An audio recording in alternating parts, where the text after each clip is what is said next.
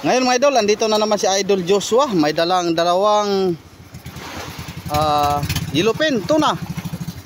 Ayun. Ayan.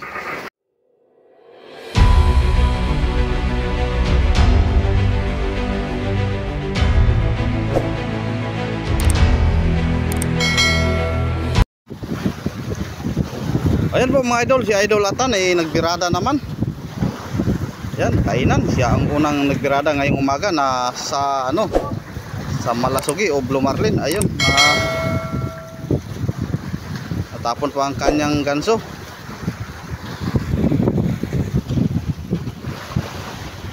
Sana siya rin ang makabuhay naman ng Malasugi karong ngayong umaga mga idol, tulad kahapon.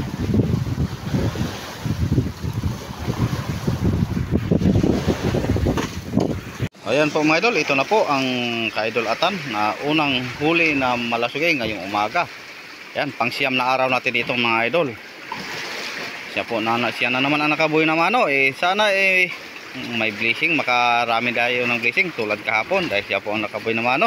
Talagang buhay na sa, si Idol Atan. Sana ngayon din mga idol. Ayan, tiglastaran nila din ang isa, pangatlong budiga na ating nalagyan na ating mga kalakal o isda. Ayan, ito kunting lang, puro malalaki ang nalagay dito mga idol, yung size natin na budiga. Kaya yung maliliit na mga yellowfin doon na lang sa 5 natin nilagay sa panibagong budiga. Yan, malapit na po itong napuno. Tapos may isa tayong napuno doon sa unahan. Pangatlong budiga na po ito na nalagyan natin. Sana mga idol mapuno to itong tatlo. At ang yung mga Malasugi at yellowfin naman dito namin nilagay, binukod. At tulad ng sinabi ko, malapit na pong mapuno. Dito na naman si Pio, pangalawang hatid sa service boat. Ayan, Malasugi. Medyo gutom na po siya dahil diretso siya sa kusina. Ayun. Kinarga lang niya.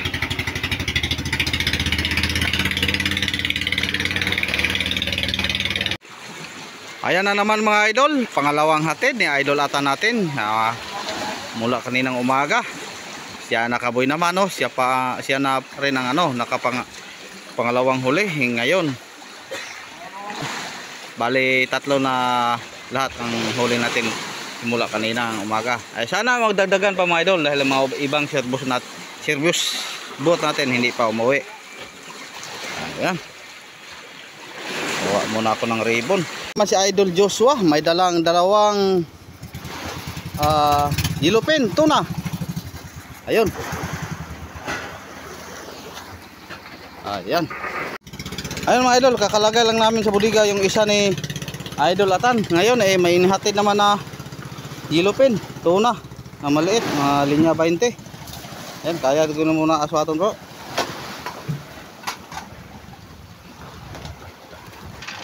Release na lang sa kabok. Liko tabang pasakawang.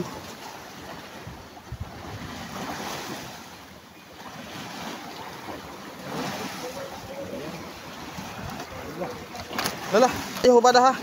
Salam ito harang mo duk sa isda nga. Ikot laro ko sa ikot bro. Ay na lang hubada. Laro ko dito.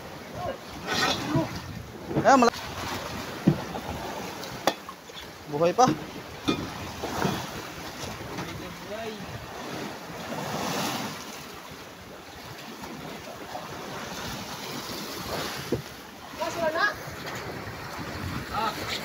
Dalawang liplipan si Idol Rene Boy.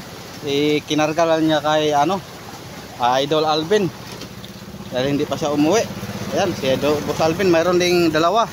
Isang Malasugi at isang yellowfin tuna. Maya tatlo. Tulo ka buki ha? Apat pala mga idol ang ka-Idol Alvin. Tapos may dalawa siyang karga na liplipan na ka-Idol Rene Boy tulad ng sinabi ko. Ayun. Oras natin mga idol, alas 9:40 po ng umaga. Ayun, nakasampo na po tayo. Kasama na po yung dalawang liplipan. Ito ang huli ni Boss Alvin Idol.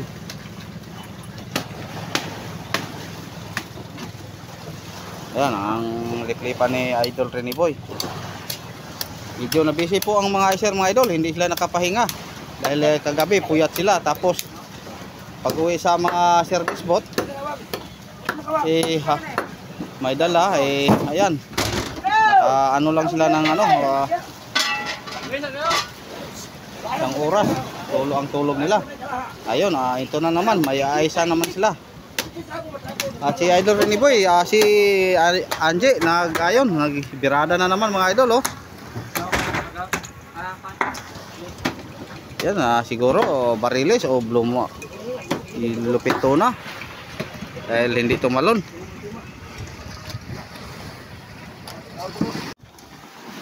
Ayun mga idol, may dagdag naman tayo. Huli ni Idol Along, malasuki, mga 40 kilos.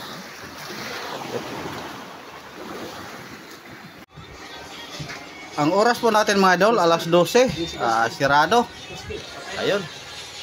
Tapos mayroon tayong service boat na dumating. Ito na po ang huling service boat na hindi pa naka-report simula kaninang umaga. Ayan. Thank you. Mayroong dalang blue marla, ilupin tuna mga idol. Tuna. Pikas. Yun, dako-dako nga ako, no? Idol Junjun. Yan mga idol, dalawang yellow pintona pala ang huli ni Idol B-Boy. Malaki itong isa, mga 40 plus. Ang isa naman, yun, yellow, talagang yellow pin.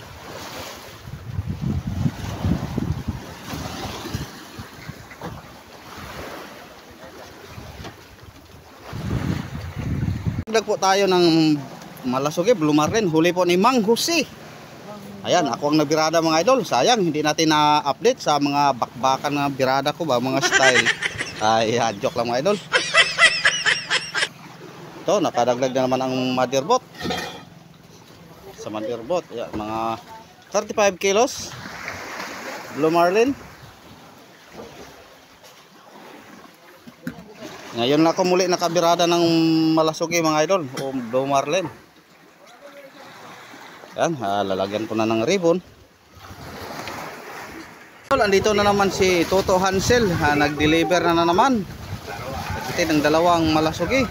Wow, thank you Lord. Ayan, pangatlo na po ni Idol Toto simula kaninang umaga mga idol. Ang oras pala natin mga idol, alas 2:18 ng hapon. Ano daw itong kumpanya, Taya? Ilan kami dyan? Lagbet, 19, kina 21, 20. Ilan kami dyan, Re? Walang 191 na, pre. Kinahin 191. 191 sad. Yan, dalawang malasog mga idol. Walang 191, pre. Walang isa lang pisagan eh. Yung isa, mga 40 kilos. Yung isa naman, mga 35. Na parang kilohan ata ang mga mata natin mga idol. Shout out pala sa aming aso na nagdadalaga na. What? Tara! Asin pa cute. At si Bato naman, libat! Huwag mo akong libat-libatin. Ayan, parang advertise rin mga idol. Galing talaga ni Idol Toto mga idol. Wala po itong bale.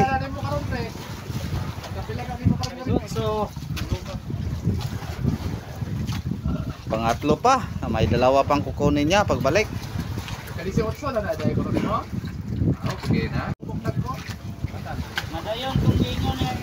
Ayun mga idol, lahat-lahat ng huli ni Idol Toto simula nang dumating tayo dito.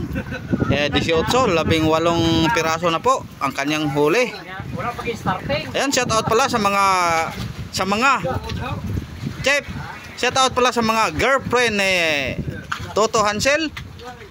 Sa lahat-lahat na mga taga-barangay Kaliling, Negros Occidental. Ito na po si Idol Toto Hansel. Yung pamangkin niya na laging naghihingi ng allowance. Ito na naman.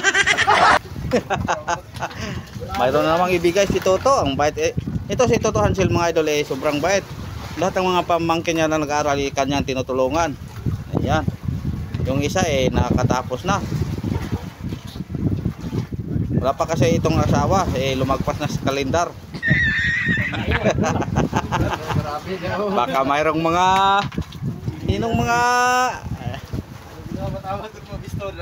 ayan.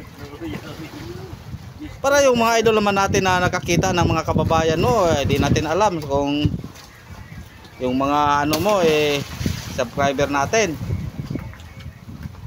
Kasabi sila nga totoo pala na binata si Toto Hansel.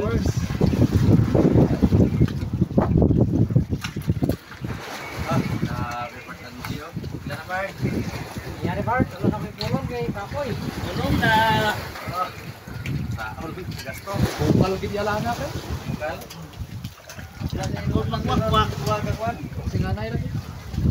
Malana-lana ako diya kay taga ano man siya kuno. Ngayon mga idol, may bagong nahatid naman si Idol Rene Boy. Ang oras pala natin alas 4:25 ng hapon. Ayan, tapos bago namin ilagay sa bodega mga idol, plaster muna namin bodega. Dahil sa isang bodega na naman kami na kumuha ng hilo. 'Yun. Ayan. Dahil puno na po yung isang bodega na nalagayan natin ng mga puro mga malasugi at mga tuna. Yan, dalawang bodega na po ang napuno natin. Yung isang bodega mga idol na puno may halo pong mga yellowfin na maliit. Pero yung isa, number 6 natin puro halos-halo sa mga blue marlin lahat at yellowfin. Ngayon dito naman kami maglagay. Ayan, plaster muna, idagdag doon sa isang bodega yung yellow dyan para malagyan ng bagong huli natin. Yung isang bodega pala namin mga idol naglalaman po ng 100 na mga malasugi at blue marlin. Tapos mayroon tayo dito kukunting nahalo sa maliliit, mga 30 plus. Sa ngayon ibukod naman namin para dalawang bodega na ang nabukod na aming isda, hindi mahalo sa peret. Tapos yung isa namang bodega na malapit sa kalan, yung number 5, dyan namin nalalagay yung mga huli namin mga liliit. 1/4 pa lang ng dahil kahapon pa na simulang nalagyan ng mga puro piret o yellowfin na maliliit. At binukod na lang namin mga idol. Isa lang bodega ang nahalo-halo, yung number 3, number 2. At ito na, ready ng mga icer. Dahil kanina nagpahinga sila dahil buong gabi sila nagpuyat. Mamaya naman para pag makailaw na tayo, kabigyan naman tayo ng blessing mamayang gabi. Mga tuna po lahat ang huli natin kagabi. At ngayong araw naman may tuna, kukunti lang. Ang karamihan malasugi o blue marlin. Naka 22 na po tayo ngayong araw mga idol. Sana madagdagan pa dahil marami pa pong mga service boat na hindi pa nakauwi.